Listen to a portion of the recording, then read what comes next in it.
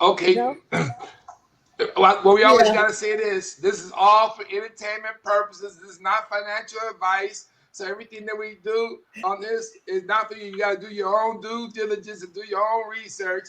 And also, if you like our content, press the like button. And if you like to subscribe, please subscribe to the channel. Thank you, Vince, for that wonderful introduction. Anyway, last month, everyone, is a big joke because I forgot to hit the record button when we had our meeting. So some of the stuff we talked about last month, we're going to do again because, all right, I hear an echo. Vince, go on mute. Okay, now I don't hear the echo. Okay, come off My mute. browser must be humming. Okay, so just when you talk, just come off mute. Just remember. Can we do that? Anyway, hi everyone. Welcome back to Crypto Kings and Queens on the True Rock and Roll Podcast channel. We're up over 1,000 subscribers, so I'm really happy about that. Trying to do that for a minute. So yeah, we've got a lot to talk about in the crypto world this month. The first thing I want to talk about is what it means to run a Bitcoin node. Okay. So when we talk about Bitcoin being decentralized, the most important thing you have to remember is that that means that it is a global asset. And the way it stays decentralized is by us being a community and actually running a node. Okay. We don't want the only people who are controlling the network to be in the United States or Germany or China, because this isn't meant to be just for them. It's meant to be for everyone in the world. I call it the great leveler. Okay. So in order for us to be able to do that, we have to be able to take part in the community that keeps the nodes decentralized. And that means if you got an old computer laying around the house, you need to download the software for Bitcoin knots, and I'll tell you why in a minute, and start running a node on your old computer. You won't even know it's happening. You'll just be participating in the community. But there's been a controversy around Bitcoin knots and this latest release of Bitcoin Core, which is the software that runs Bitcoin on the network. It's open source code. It's available on GitHub if you want to go and check it out.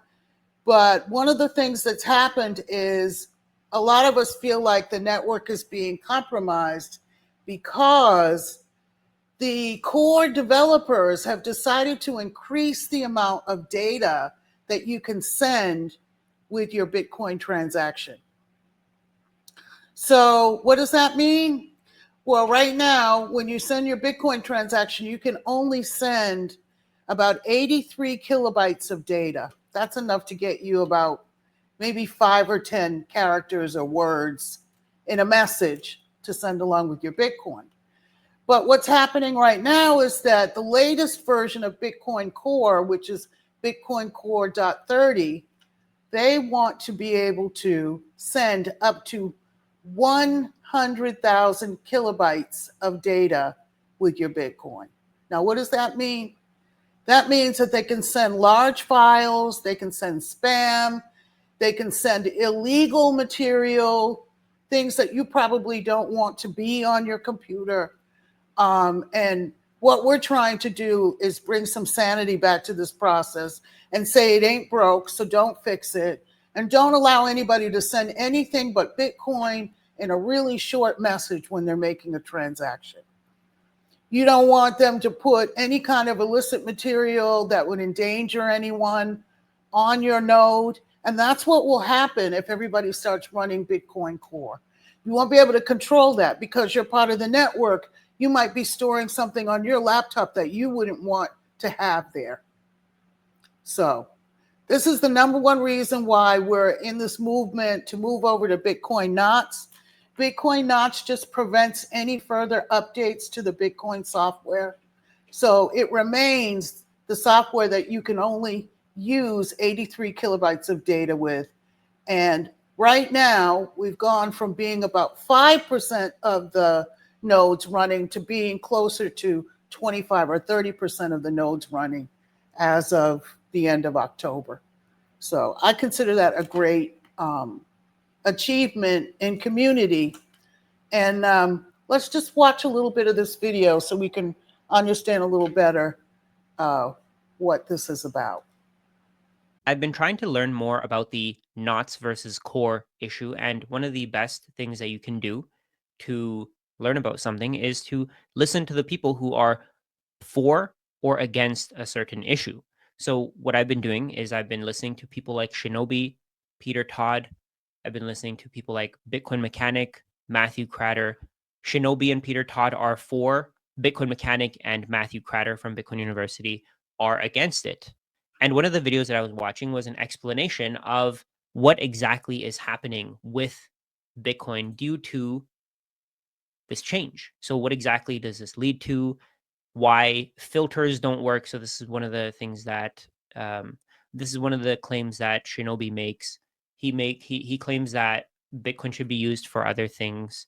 And one of the things that he said was that today people can already put whatever pictures they want on the Bitcoin blockchain. They can put JPEGs.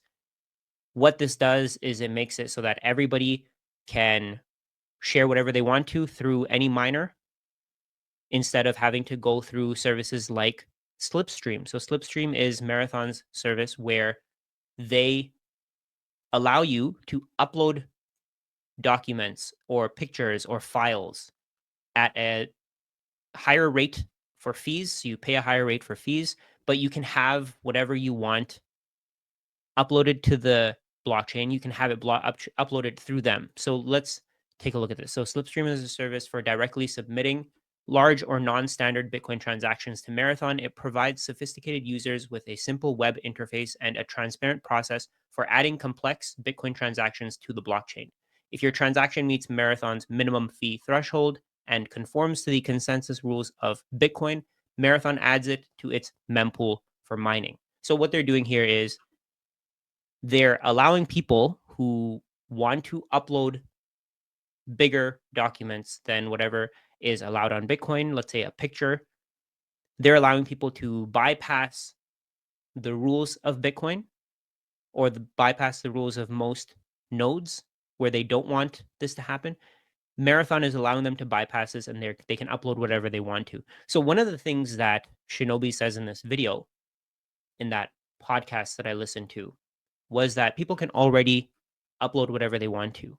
They can already upload pictures. They can already upload music, image, videos, whatever they want to. They're already doing that. They can already do it. They can upload words, like text, whatever they want to. They can do whatever they want. And services like Slipstream allow for that to happen. So if OpReturn is blown open to 100,000 kilobytes, it doesn't really make a difference because people are already uploading the data that they want to through something like Marathon's Slipstream. So one thing that I don't see anybody on the core side really mentioning is that Marathon Slipstream censors transactions. They don't allow transactions to go through where, let's say, the person who's trying to put it through wants to upload a picture of something that's illegal. So if you go to the frequently asked questions for Marathon's Slipstream, you'll see here, will Marathon censor transactions? Marathon supports innovation and aims to broaden Bitcoin's transaction capabilities within the bounds of Bitcoin Core's consensus rules. Transactions submitted via Slipstream are subject to Marathon's terms of service, which prohibit unauthorized, copyrighted material and objectionable material. However, transactions submitted to Bitcoin's peer-to-peer network are not subject to Marathon's terms and conditions and are processed under the standard rules of the Bitcoin protocol. To view our terms of service, please see the terms tab. So you can go into more details if you go into terms. But what's happening here with Marathon Slipstream is they are stopping people from uploading pictures that are illegal. There's a filter there. That's a filter. That's why there aren't pictures of CSAM, CP on Bitcoin. Because if people are just allowed to do whatever they want to, and if you listen to this podcast, Op Return Filters and Bitcoin's Identity with Shinobi from What Bitcoin Did 4 months ago, if you listen to this podcast, I don't know if maybe he still believes this, if he still agrees to what he said back then, maybe he changed his mind. But if you listen to this podcast, he doesn't mention that there's a filter. He doesn't mention that filters actually do work. Because if somebody were to send Marathon a picture that's inappropriate of a child in some kind of terrible situation, Marathon's not going to post that. They're going to talk to the authorities and they're going to get this person arrested. So I don't know if the core side is being genuine when they say what they say. And I've been questioning this more and more. I've been thinking more and more about how this issue is being ignored by core. And I don't think that's a coincidence. I don't think that they're doing that because they didn't notice it. I think they just don't care. And I posted this on X. Bitcoiners are supposed to question the world around them. That's how you become a Bitcoiner. You become a Bitcoiner because you questioned fiat. You questioned how fiat works. You questioned how your energy, your time, your resources are being taken from you. That's how you became a Bitcoiner in the first place. If you didn't question that, if you didn't question the status quo, then how would you have become a Bitcoiner? If Michael Saylor had continued to just buy real estate or stocks, how would he have become a Bitcoiner? You have to question the world around you. You have to question the pros. You have to question the people who see themselves as geniuses. You have to question them, and when they respond to your questions in a negative way by attacking you, calling you retarded, saying that you're a Nazi, saying that you're stupid, by calling you an idiot, when they react to your questions in that way, then I think it's important to question their intentions. So my question here is, it seems like a lot of people are against the changes to op return. Why is it that core wants to implement this change? A lot of people don't like it. A lot of people are saying that this could hurt Bitcoin. A lot of people are saying that this could change where Bitcoin is going to go in the future. People want to use Bitcoin as money. Core seems to be supporting the miners, and they seem to want to make sure that something like Slipstream is available to everybody, and they're changing the standard rules of the Bitcoin protocol. They're changing the rules of the protocol to make it so that anybody can upload pictures of CSAM.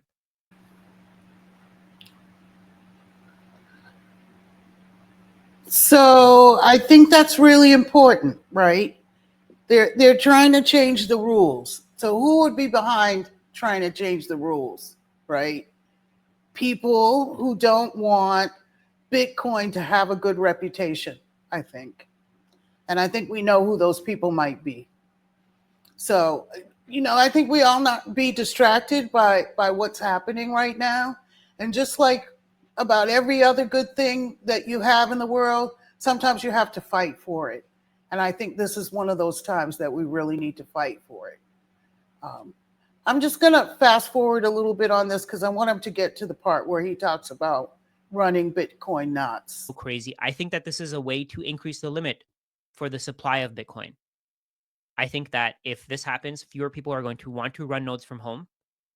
And if there are fewer people who are running nodes, it's easier to convince those people to allow a dilution of everybody else's wealth.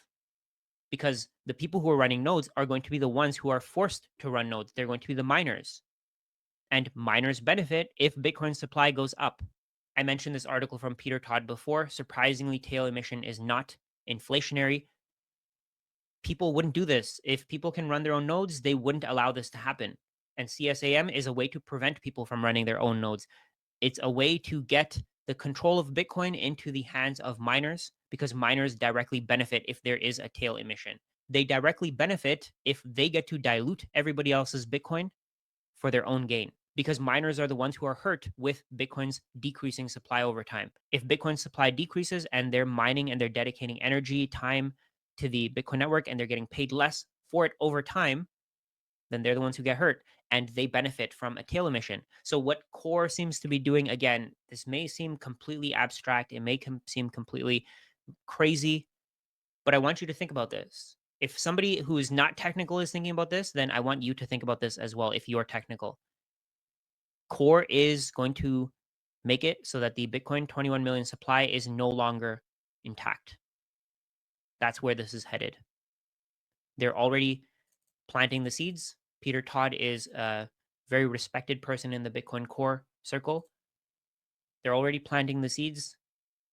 This will end up happening at some point because miners are the only ones that are considered to be important. The average node runner is seen as irrelevant. And this is why I think that the more people who run Bitcoin nodes, the more difficult it is for Bitcoin to be destroyed and changed and to stop it from working the way that it's supposed to as a form of money. Today, these people are trying to make it so that Bitcoin is used for really anything. It's being used as a database. I highly, highly recommend that you listen to debates between Bitcoin Core supporters and Bitcoin not supporters. So the one that I had mentioned before was to just learn about the core side of things. But I also thought that this one was very valuable, posted by Bitcoin Not Crypto Forrest Hoddle. Bitcoin Mechanic versus Peter Todd debate, Bitcoin core node changes. So listen to this one. Try to form your own opinion. Don't just blindly listen to me. I could be completely wrong. And that's why I'm asking you for your opinions. Give me your opinions. Listen to this.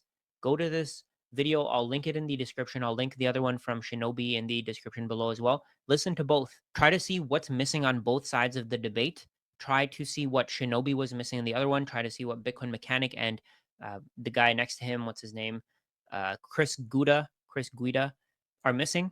Maybe Peter Todd and Shinobi are missing something. Try to come to your own conclusions. I think that's the important thing here. If you're a Bitcoiner, you have to come to your own conclusions. You have to try to think through these things and come to a logical decision that you think of on your own. Don't just listen to the pros. Don't just listen to the experts. They don't know everything. Nobody's an expert at anything. Nobody knows everything about Bitcoin, even though they may think that they do. So I think what he said about making up your own mind is really important. Now, a lot of people I know don't care about the functionality of Bitcoin, but we should, you know. It's like knowing how your car works. And it's our ability to be able to keep it safe from people who want to change things. So I think the overarching goal here is, I think there are two overarching goals. One is to destroy the reputation of Bitcoin. That's one attack. And then the other one is allowing the miners to have another incentive to do what they call tail emissions. So that's not really making money just on Bitcoin, but it's allowing them to make money on something else too, right? And then where will it end? So this is one of those times where we really have to take charge and fight for what we want. And what we want is for them to just leave Bitcoin alone. Never let it get past 21 million. That was the way it was made in the beginning. And I don't know if you noticed his chart, but right now, a year ago, there was only 5% of the people in the Bitcoin network running Bitcoin knots. Now there are at least 25 at the time that that video was recorded, which I think was back about a month and a half ago. So just because the word is getting out, people are saying, nah, let's just leave things the way they are. Don't try and change it. So like anything else in this world, I think we have to fight for what we know is good. And there's a lot of that going around right now. So just something for us to think about. Now, the other really big thing that's going on is a stable coin issue. All right. And there is some talk that the United States is about to dump its $37 trillion worth of debt into stable coins. So this is another video I wanted everyone to watch. First of all, anybody got any comments on the difference between Bitcoin Core and Bitcoin Knots? Yeah, there's so many questions, but at the same time, it's again, it's just running back to that they want to control it, they want to manipulate it. The purpose is for having the bigger data byte is for they can actually then have it abused by people doing porn, and then they can take it down and say, well, it's anti-money laundering, it's this, it's that. So I think they'll try, but I don't think they'll succeed. Yeah, Hopefully. you know, and it's also sort of the modus operandi of the ruling class, bribery or blackmail, right? Right. So, and they could accomplish both if you think about it with both of them. If they're sending material that is illegal or unethical, right? That could destroy someone's reputation. And then the other side is bribery. Well, we'll bribe the miners and give them a reason, right, to increase the amount of money they can make. So it's the same method, isn't it? Yeah. And that's really what we're fighting against, kind of spiritually too, right? For truth and honesty. Yeah. So those are my think comments.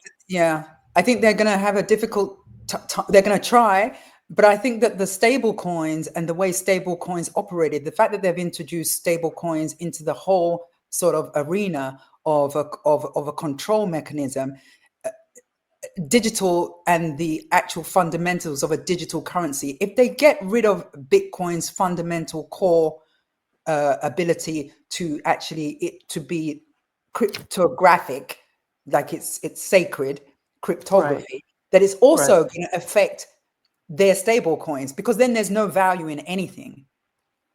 So yeah, we're going to get to the stable coins in a minute, because that's another controversy. Yeah. So again, it's almost like you said, a spiritual warfare. Whatever they try to do to Bitcoin, they would only end up harming themselves, because they themselves want a cryptographic stable coin that they're going to use as a control mechanism. But if they break all the rules with everything, they're damned if they do as well. Right. So I'm that's just hopefully, I'm sort of not hopefully, but it just seems that that's the parallel sort of cognitive dissonance that they're trying to use. If they break, the core, what is the point of having any digital? Because there's no fundamentals anymore. Right, exactly. Right. And then it's not proof of work anymore. What work did you do? Work. And then we're back to that money is nothing. Nothing has any intrinsic value. That's just the end of the world. Right. So, I mean, rich people want things that give them money too, that they can profit off as assets. So they're only going to actually be hurting themselves as well. I'm hoping that they're sensible enough to see that.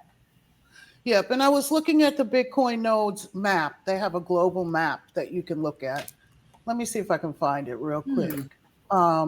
And one of the things that I notice is that Africa is highly underrepresented. Which is interesting, because Nigeria is one of the main users of Bitcoin and the digital currency. Right. But they're being starved of electricity, which is one of the reasons why they're underrepresented. And that's something that I wanted to talk about, because what is the battle between Europe, especially France, right now, and the Sahel? It's over the ability to provide the resources for energy, right? So I can see Africa becoming more highly represented over the coming years if it has access to electricity. And the only reason why we have more access now is because we have that sort of wired in infrastructure. But there's some really smart African engineers are coming up with ways to transmit energy in unique ways that will help Africa become more highly represented in the Bitcoin node structure. Oh, here it is. There we go. Okay, so we can see that, most of the nodes are being run from the United States, Europe. There's a lot in Germany, actually. Some in Cape Town, South Africa, some over here in Korea, and definitely there are some nodes running in China. But you can see that there's almost nothing in Africa. I have another map that shows Nigeria, and they are running some nodes. But this is an example of what I mean by Africa and then other parts of the world being underrepresented because they're starved of electricity. So, over the years, hopefully, very shortly, we'll be able to see more representation in those countries that we don't see on the map, right? That's going to be a big part of us maintaining the decentralized nature of Bitcoin. So, everybody, I'm going to leave a link so that you can actually go and get the software, any old computer you have laying around the house, install Bitcoin Knots and run a node and help it keep Bitcoin for the people. So that's really important. All right, so the next thing we're going to talk about is stable coins. Our lovely stable coins. And the Russian finance minister actually came out and said something very interesting a few weeks ago about the United States' $37 trillion debt and what he believes is about to happen. So let's take a listen to what he has to say. I recommend this channel. His name is Andre Blick. Really good channel. Really, lots of really good knowledge about what's happening in the Bitcoin community on a regular basis. So at the recent Eastern Economic Forum in Russia, one of Vladimir Putin's closest advisors said something that got a lot of attention. Америка прямо сейчас пытается поменять правила на рынке золота и криптовалют. Вспомните, какой у них долг – 35 триллионов долларов. He said, the United States is preparing to use crypto and stablecoins to secretly devalue its entire $37 trillion debt. Загоняя всех куда? В криптовалютное облако. Со временем, когда часть госдолга США будет размещена в стейблкоинах, США обесценит этот долг. He says the United States is plotting to put that debt into a crypto cloud, which would reset the system, basically leaving the rest of the world just holding the bag. Now, this might sound like some crazy theory, but a version of this story has been said before by billionaire CEO of MicroStrategy, Michael Saylor. He actually advised President Trump to, quote, dump all the US gold and buy Bitcoin. Dump your gold, sell all the US gold, buy Bitcoin, then the trade is free because you could buy 5 million Bitcoin for the cost of the gold. You will demonetize the entire gold asset class, and our enemies hold gold in their banks, so their assets would go to zero.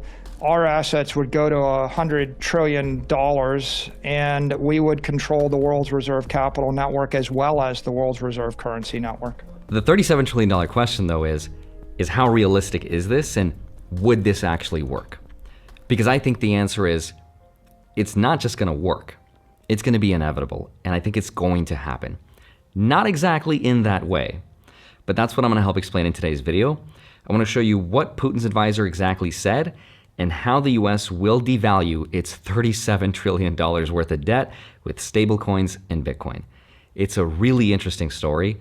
So with that said, let's get into it. I was just thinking that was really interesting what Michael Saylor had to say. Our enemies. Yeah. What do you think? Oh, anyone? Mm.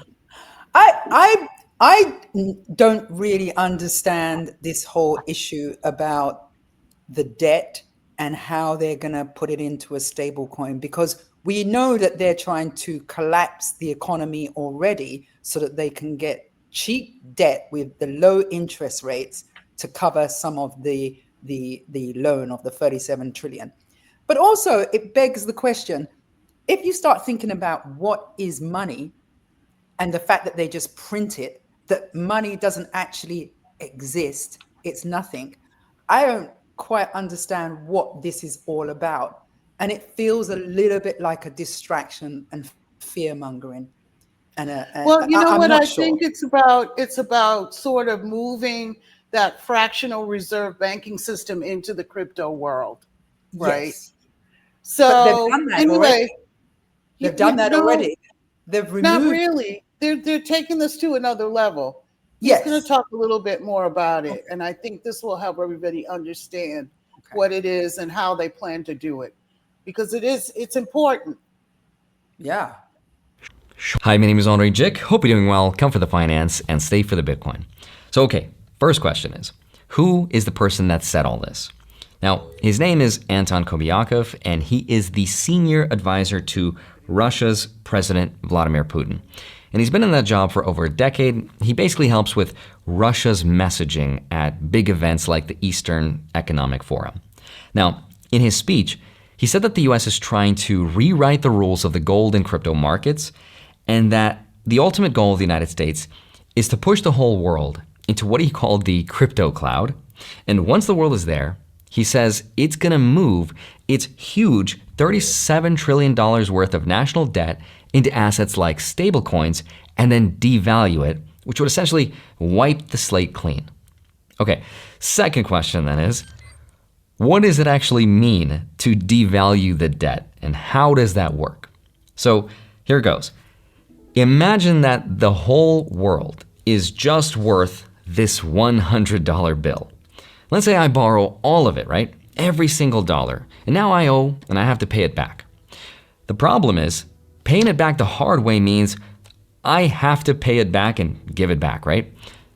But luckily, I have a special superpower because I control the world reserve currency. So instead of repaying it back with the same $100 bill I just borrowed, I could just create another $100 bill out of thin air. Well, now the world doesn't just have $100 in circulation anymore.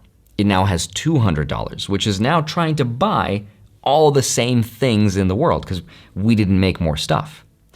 So what happens next? The price of all those things goes up, right? Things like real estate, stocks, gold, especially the things everybody wants. They all go up. The groceries you used to pay $1 for now cost $2. Everything becomes more expensive because, again, the supply of money doubled, but the supply of stuff stayed the same. That's inflation. Now, when I go to give you back your $100, it looks like I just repaid you back in full. But in reality, I cheated because now your $100 bill doesn't buy you the same amount of stuff because I diluted the money, so it now only buys you half as much. I devalued the debt. Now, what most people don't realize, though, is that this is literally the oldest trick in the book. And in a lot of ways, it's how the United States has been paying for its debt this whole time. Devaluing doesn't mean defaulting. It doesn't mean not paying back. It means to lower the real value of that debt through inflation or currency manipulation. And this has happened over and over again throughout time. After World War II, during the inflationary 1970s, and even more recently after the pandemic when we created a ton of new money and then everything went up in price, right? More dollars chasing the same amount of stuff. So when Russia's advisor says that the US might use crypto to devalue its debt, he's not telling us anything new, right? He's describing something the US has been doing for a really long time. Now, if you take that same trick I just explained and you push it out to the rest of the world, that's what stablecoins let you do. And just to be clear, this isn't literally exchanging the $37 trillion into stablecoins.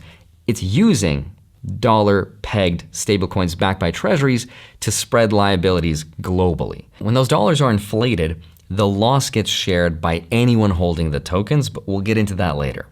But also, speaking of integrating stablecoins into everyday life, that's how it works, okay?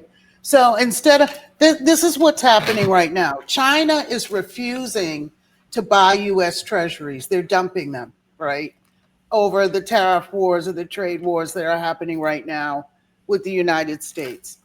So in order for us to be able to deal with that, the Fed has actually had to buy its treasuries back, okay? So how many times can you do that? You can't really do that a whole lot. So what they're trying to do is spread that debt out across the entire world, right? Because everybody still believes in the value of the dollar. Okay. So even though the dollar doesn't have the same spending power it had 5 years ago, it still has the same reputation, and they're hoping that people won't realize it. But just like he said, even though the number of dollars has increased, the number of things to buy with it have not. So what happens? The price goes up because there's more demand. So I think that's what he's really trying to explain about what will happen if those treasuries are pushed out to the whole world. It's kind of like instead of China buying our debt, now the whole world will buy our debt. Right. Which is almost the same as when Obama did the stimulus package, or after any situation, COVID, another stimulus package. Right. And so this is just a version of it. Right. And the thing about Obama's stimulus package is that it went to the banks. It didn't even come to us. It didn't even come to the people. And that's it what just went creates straight to the banks. whole Right. But it did essentially the same thing. Right? Exactly. So anyway, let's finish this. But also, speaking of integrating stablecoins into everyday life, did you know that it's possible to earn what I think will be the future world reserve asset without ever buying it? That's a push for the Gemini credit card. I'm going to skip that. So it's an interesting concept, though. Gemini is a company that I actually bought some stock in. But basically, they are a crypto exchange. And what they're doing, and a lot of these crypto exchanges are doing this, is offering you a credit card, right? Which is really buying back into the debt system, whether you realize it or not. Exactly. Which I think is counterproductive, right? But what they do is then when they give you rewards, you know how some of these credit cards give you rewards. When they give you rewards, instead of giving them to you in dollars or euros or pounds, they give it to you in your favorite cryptocurrency. So if you want rewards in Bitcoin, you'll get rewards in Bitcoin. If you want them in XRP, it will give you rewards in XRP. But you got to spend like $3,000 in the first 90 days of receiving the card, right? So a lot of these people, do advertising, and this is him doing advertising for Gemini. But just to say, it's just really putting us back in the same debt system again. Anyway, let me fast forward back to what's going on. Amount of money in the entire world stayed. Like, let's say there was only ever this $100 bill in the entire world, right? And it was always that amount. Over time, as technology gets more efficient, as we get better and better at making stuff, the price of everything would naturally go down. Things would get cheaper because productivity goes up, but the money supply stays the same. That is the natural order of the universe. It's decay. Things get cheaper over time. And that's how it should be. But if you think about it, that's not how the world we live in actually works for some reason. And that's because governments can make more money. And when they do, that's when you hear, oh, wait a minute, gold, real estate, stocks, Bitcoin, that's hit an all-time high. But the reality is, it's not really that those assets are going up in price. What's really happening is that the dollar's going down because we're making more of them. So it now takes more of them to buy the same thing. And when the new money floods the system, all that extra liquidity, as it's called, has to find a home. It has to find a place to go so that it doesn't become worth less. So it gets put into things like real estate, stocks, gold, Bitcoin, which is also why over the long run, those assets look like they go up forever. In reality, they're just holding their purchasing power while the money that's underneath all of that gets weaker and weaker. So then the question is, what if you can expand this superpower, right? You could widen the same trick beyond the US borders. That's where stablecoins come in. Okay, but hold on. If the US can already devalue its debt with regular inflation, what does it matter if it can do the same with stablecoins, right? This is why Russia's advisor thinks the US will actually do this. The answer comes down to distribution and control. You see, when the US inflates the dollar, the economy starts to feel the pain right away. We all see the higher grocery bills, right? The more expensive house prices, the energy costs going up, potentially higher interest rates to cool it down, those CPI and consumer price index reports go up, and then people get upset, right? But stablecoins, they change that equation. Because stablecoins park reserves in short-term US treasuries, so the demand for dollars in treasuries can actually go up as adoption grows, making the whole thing kind of self-reinforcing. Every time someone uses USDT or USDC throughout the rest of the world, they're basically holding a digital IOU backed by US treasuries. That means they are indirectly helping fund America's debt without actually buying US treasuries, right? So if the US devalues its debt through inflation, the burden doesn't just hit American citizens, it gets exported worldwide through the stablecoin system. So inflation then becomes kind of a shared tax that stablecoin holders everywhere are forced to pay because their digital dollars also lose purchasing power at the same time. Now, this is also technically true of today's system because dollars are everywhere throughout the world, but this would become a much bigger market that would also exist on people's smartphones. And here. Okay. So that's what this is all about. So basically, you're thinking that your stable coins are actually holding the value of $1, when actually what they're holding is an IOU for a U.S. Treasury that says this is $1. So right. So what's new? Right. In that regard. Right. Yep. So also, anyway, like I said, knowledge is power, right? Yeah. He didn't I've mention. always said, this is why I tell people, don't pay too much attention to the value of Bitcoin because it was up at 125 yesterday, and now today it's down at 112, right? We have to stop thinking that way about crypto. We've traditionally valued it in dollars, but it's worth something more. It's worth our freedom, right? Because we can go anywhere with that and cash it out in any currency that we want, right? Just don't cash it out into stable coins. Exactly. That's what I'm thinking. But also, that's a really good point. But also, he didn't mention that the BRICS nations, including Russia, are not using the US dollar or US dollar stable coins.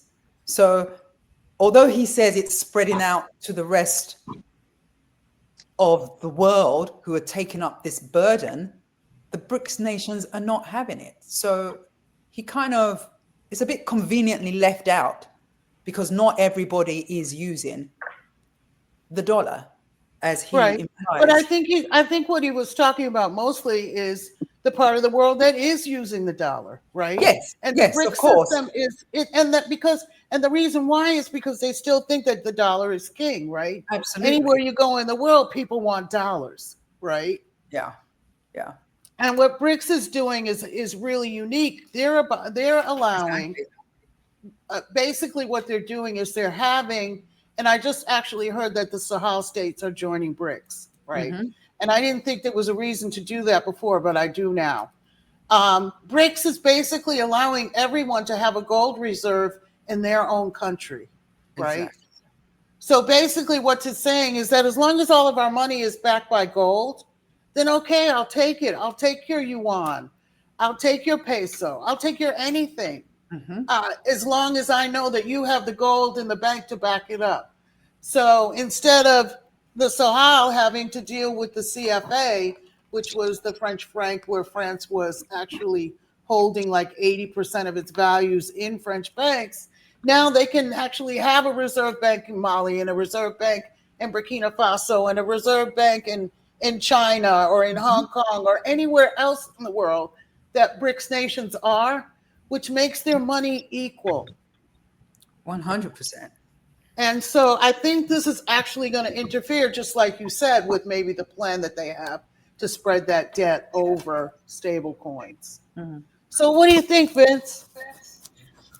Well, the Sahel region, first of all, their move was basically to get from under colonialism. Because Absolutely. all those countries was getting all their resources. Say, for instance, France. France was getting 100% of the gold from Burkina Faso, but they was only giving them back 5%. You know, and then the same gold they was getting from Burkina Faso, they was molding and stamping France on it like it was their gold. It was actually with Burkina Faso. They had an agreement to just process it, but again, so basically when they realized this, Burkina Faso, they kicked them out of the country. So and then all these other Sahel countries realized that this guy is standing up to these colonial powers, and we're going to back them because the same thing that's happening to them is going to happen to us. And Right, and they needed power, solidarity. That was really important for the three of them to come together. But the one thing that they did create was a mechanism to be able to exchange with each other. They're creating railroads. They're creating with their same money they're investing in water turbines because they're damming up a lot of their rivers and it's creating the electricity that they need. They are creating it now, and that's what the colonial powers are worried about because their dependence on the colonial power is ending. I yield. Yeah, but you're absolutely right. And, you know, the big thing is not only the gold, but the uranium that supplies their energy, because we're talking about electricity. And since cryptocurrencies are basically energy, right, it's really important that we distribute that energy equally across the world. So and the thing about the Sahel states that I notice is that they did things and then they told people about it. They didn't tell people about it before they did it, which I think is a really smart move. You know, instead of people being able to interfere with your ability to complete your goals, you don't let anybody know until after you've completed the goal. Right? And people on the ground are actually feeling the effects of that. So yeah, there's lots of really interesting things that are going on right now in the world. Like I said, I can't wait for some of these wonderful genius little engineers in Africa to create another way of transmitting energy other than through these wires that we use all the time. And then I think we'll really start to see that part of the world break out into something different. Well, you know they created a car that works on static electricity, not the regular wire. So that's something that just get it right out the air. So that's right. a real positive move. And right now, Elon Musk and them are terrified because they are quaking in their boots. The guy's name is Maxwell Chikumbutsu, and he's actually from Zimbabwe. And I mean, think about it. He's changed everything. He's making things run off radio waves and the energy that we've ignored, basically, for the last century. Because the people, I don't know if anyone remembers who Nikola Tesla was, but he was one of the people who was trying to give electricity away to the world. And we know what happened to him. Free energy. That's right. Well, he was a genius that helped build up Edison. Edison stole his plans, and that's how Edison became who Edison is because of Tesla. Right. So anyway, I think it's really interesting in that over the years, the coming years, and I think it's going to happen very rapidly. We're going to see a change that we probably didn't expect to see so quickly, or I hope so. Anyway, I think it's less than 5 years. Right. I think we've probably got about 4 to sort of get prepared. All right, guys, let's do our. Should we look at the charts? Oh my God, it's 6 already. Yeah, let's do our due diligence. Let's get out of here. All right. Okay, let's look at Bitcoin, which is at 111,000 and a little bit of change dollars a coin. It's been waffling back and forth between 108,000. We hit 2 new all-time highs, and now I don't know if you remember a couple weeks ago. I hear echo. time. Oh, okay. I think that was Joanne. A few weeks ago, a strange wallet showed up and over the counter bought a huge or sold off a huge amount of Bitcoin after one of Donald Trump's tweets or one of his media posts on Truth Social. So we can see that there's a lot of manipulation going on right now, but Bitcoin is like the beach ball. You know, you can put it under the water, but it keeps popping back up.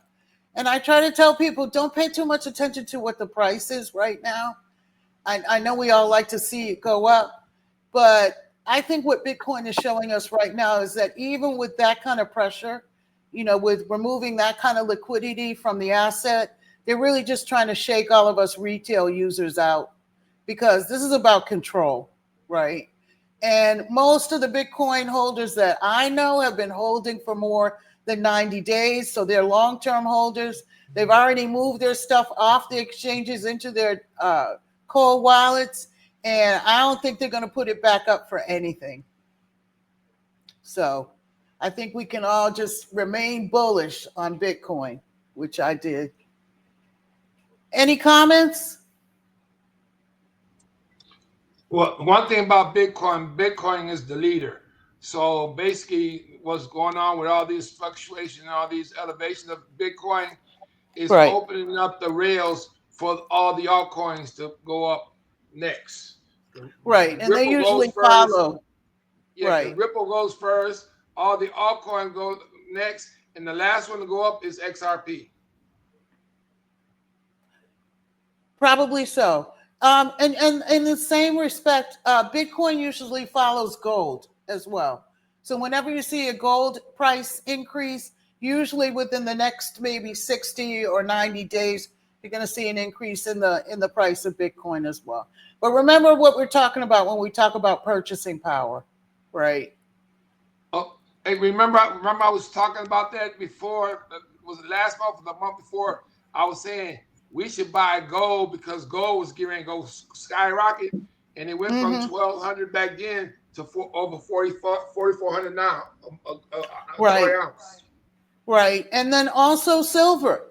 I think silver has a lot of room to grow, you know, because its price has been artificially suppressed for a very long time, you know. And So- silver has always been historically at 15% of the price of gold. So you got that silver has not gone up yet, but that's going to be going up soon too. Right. Excellent point, Vincent, about the relationship between gold and silver, which is why I think silver is a great asset for right now. So let's go to Ethereum.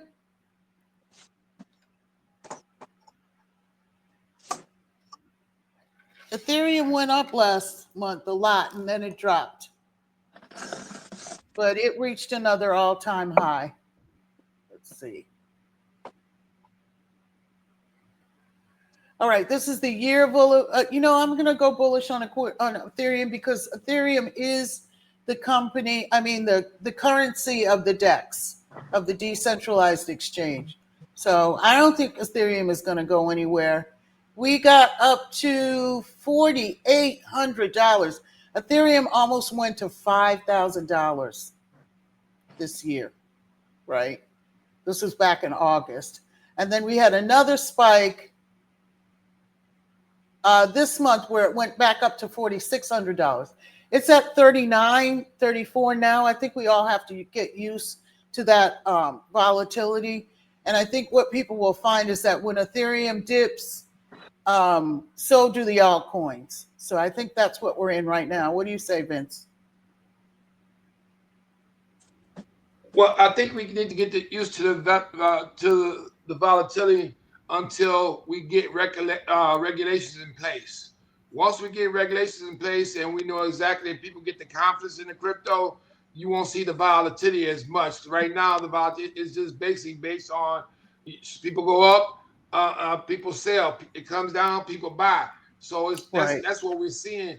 But once we get the regulations in place and we get the actual, all these coins going to have something to do with the rails within moving money. Because that's basically what crypto is. It's about how we be able to move money quickly and cheaply. So they all going to have something to do with it. But Ethereum is good. It's going to be good, especially if you want to work into the metaverse, using it for real estate, turning property into digitizing property and assets. So it's going to be good for that as well. So I think it's a good buy right now. Right. Okay. ADA. Over the year, ADA has been looking pretty good. It hasn't looked pretty good over the last month, but like I said, usually when Ethereum drops, so do the other coins. And I think that's pretty much what ADA's a victim of. Over the last year, though, we had that big spike last December around Christmas time. I don't know if you guys remember that. And then we had another spike in March, but it's pretty much been going sideways ever since then. It's at 65 cents right now. I think I'm going to vote bullish on it because I do believe it's going to come back up when Ethereum goes up. Okay, XRP.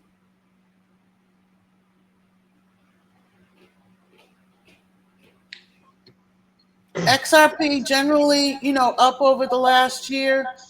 In the last month, it has gone down, but not that much. I think it's pretty much going sideways between $2.50 and $3. So yeah, I'm gonna vote bullish on XRP. But also we got to know exactly what's going on with XRP. XRP has made a lot of major acquisitions in the last month. They bought Medical Switzerland, which is basically a custody platform where they're going to be able to get all these custody and be able to hold them there. And they bought Standard Custody and Trust Company, which is a New York Trust got a New York Trust charter. They also brought in a Hidden Roads, which is a prime brokerage company. So they are diversifying their services. They basically, Ripple is going to become a bank. They're going to be able to provide one-stop service for everything. So that's the one thing we got to worry about. I mean, they even attempted to buy, they offered a $4 or $5 trillion buy to buy Circle. It was rejected because, but just let you know exactly where, because one thing Ripple is, their liquidity strong. I mean, they fought a lawsuit that was holding them back for over 5 years.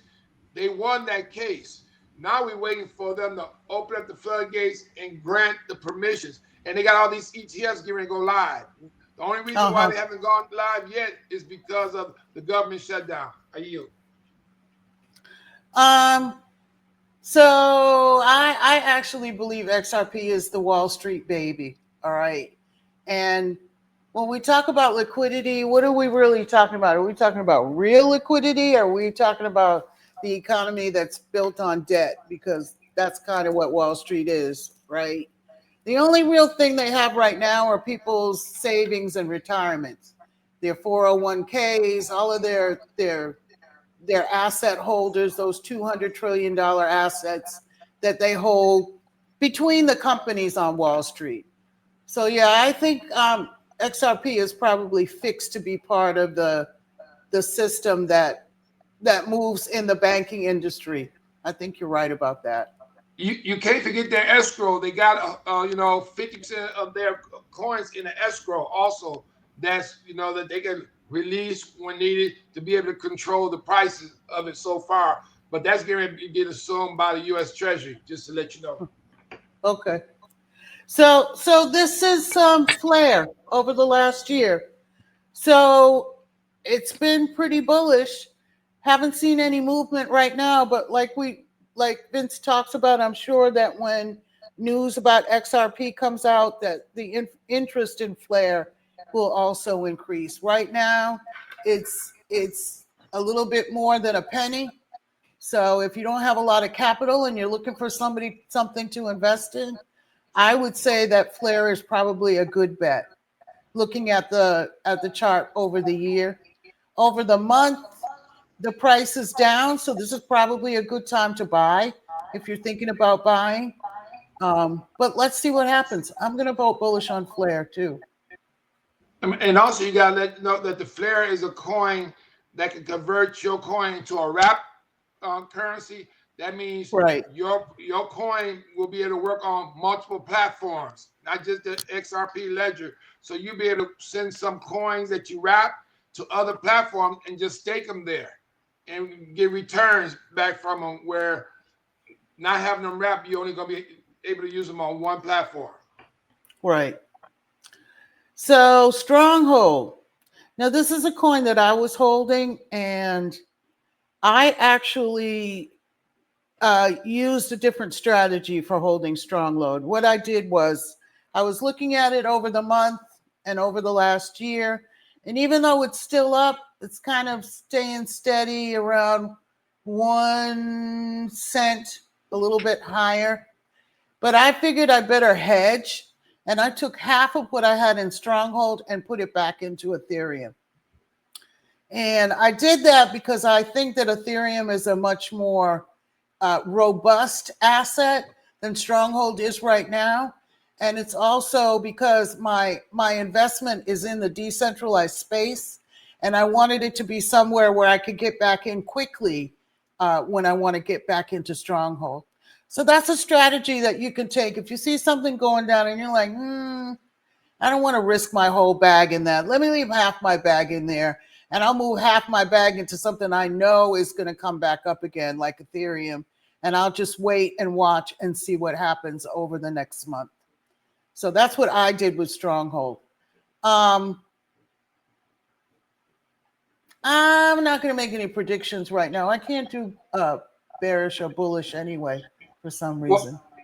Well, and also, you know what's coming up this month though is the ISO 222 standards coming up. That's going to shake a lot of these cryptos out that are not ISO 222. They will not be able to work on the platforms. So that's something Right. we, I think I told y'all about that a couple of months ago, that we need to You research did. You did. and see if And those I think that one actually will be able to. So let's see what happens over the next month. Another good reason to move half your assets back into something you know is going to be approved, because there are already ETFs for Ethereum, right? What's that guy's name? Samson Mao? Is that his name? Yeah, he's one of the people who wants to do a treasury company like the Bitcoin treasury company that Michael Saylor and MetaPlanet are doing, but he wants to do it with Ethereum. So we'll see what happens with that. Okay. What about H-bar? Let's see what's going on with H-bar.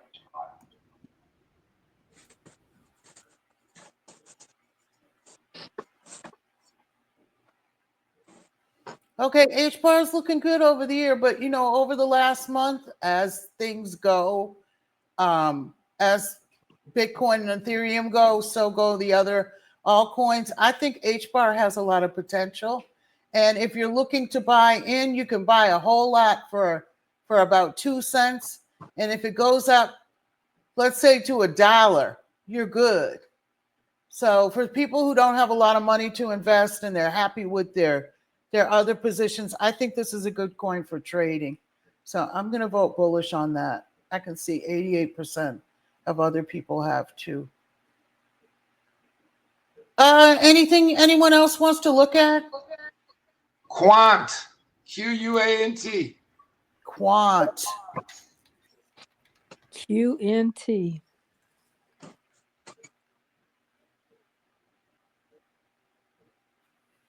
QNT. Wow.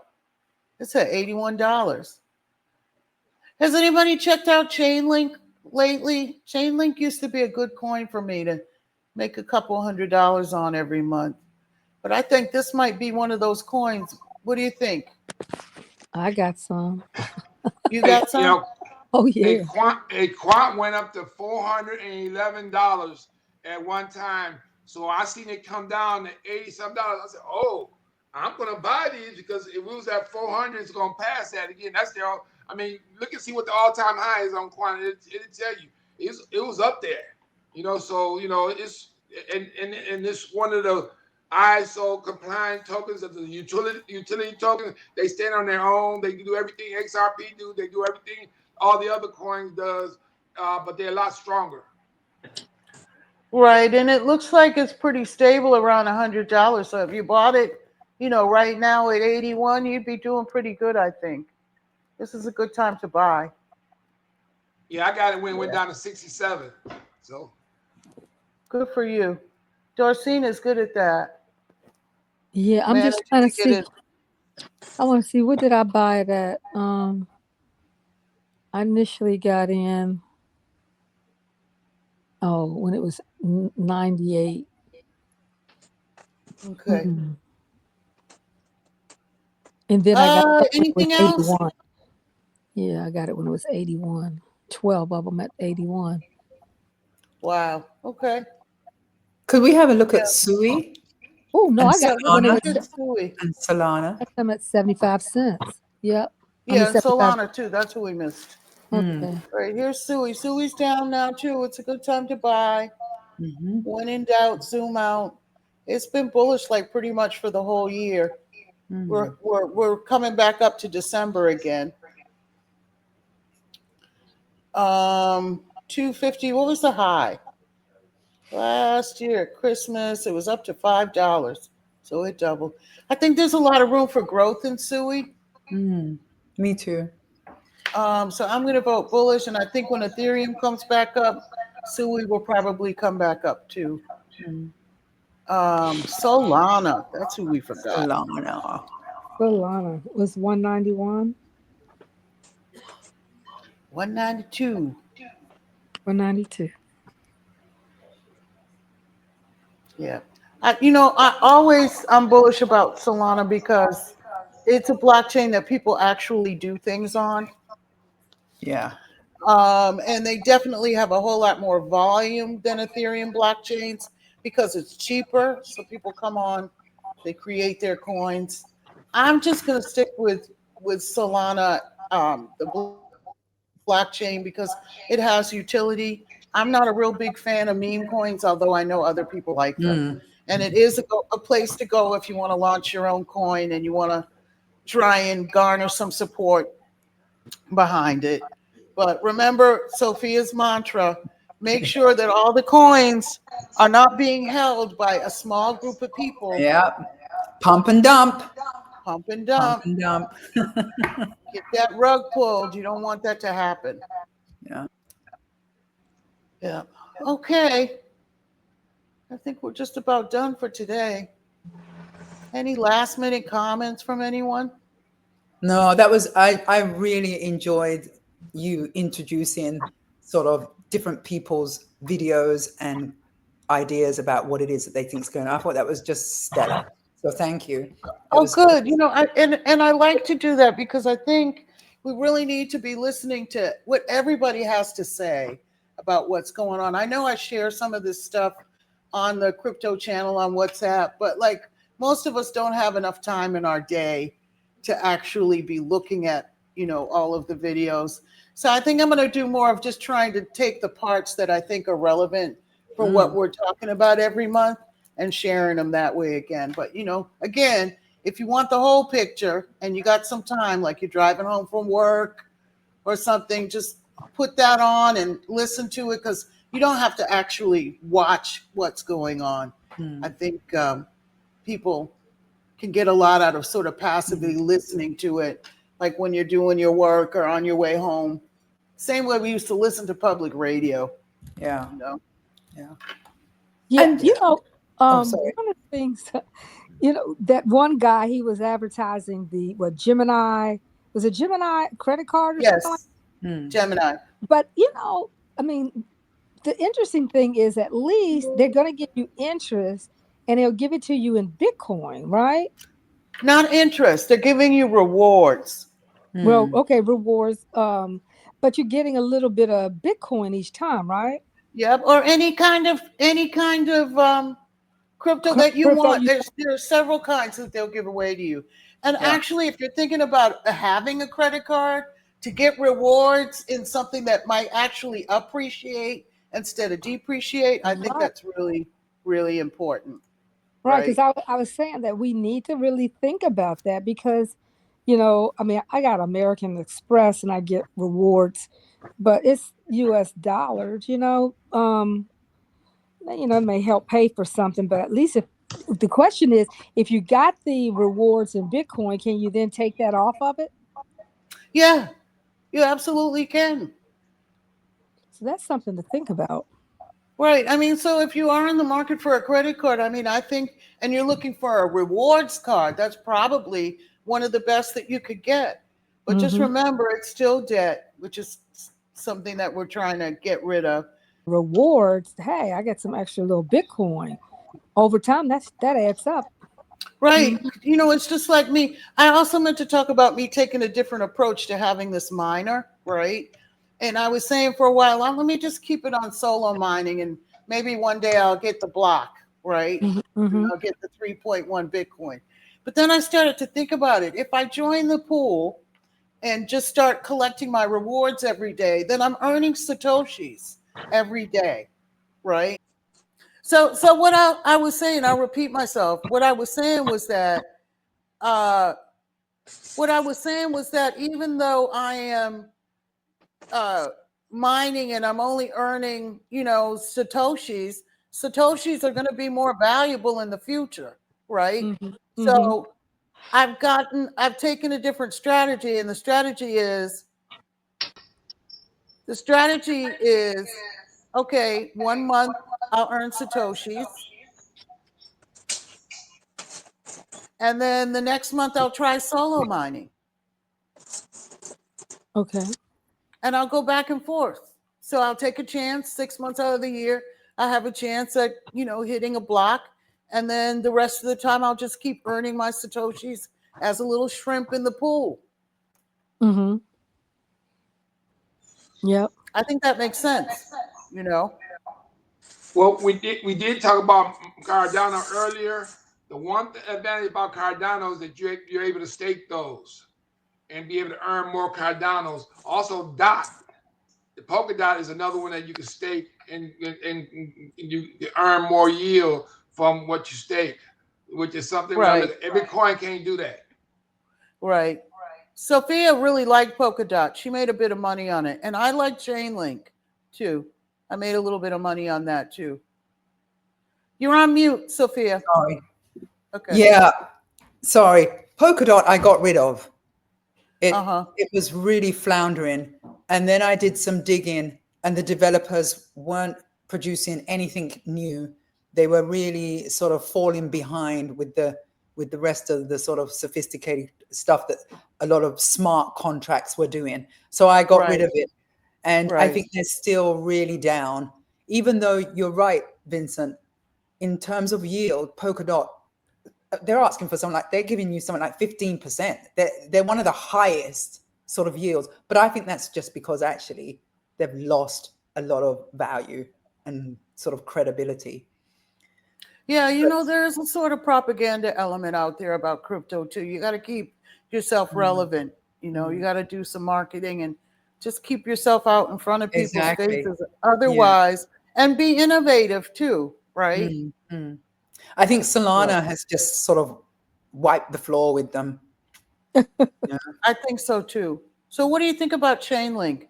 I haven't bought any in a while, but I think I'll go back and look at it this month. Yeah. I bought because some. it was actually making money for me. I was making maybe $200 a month. Really? With Chainlink. Yeah. I absolutely did. Yeah. I never got All right. Okay. We can't forget Shiba. Comments, suggestions. What did you say about Shiba? Don't fall asleep on Shiba. I think it's gonna make a comeback, gonna shock the world. You think so? You can spend $10 in Shiba and maybe have millions of coins. That's true. And I'm gonna spend $10 on Shiba. I've been holding on to my Shiba for a long time. and I keep seeing it going down, down, down. Yeah. Right.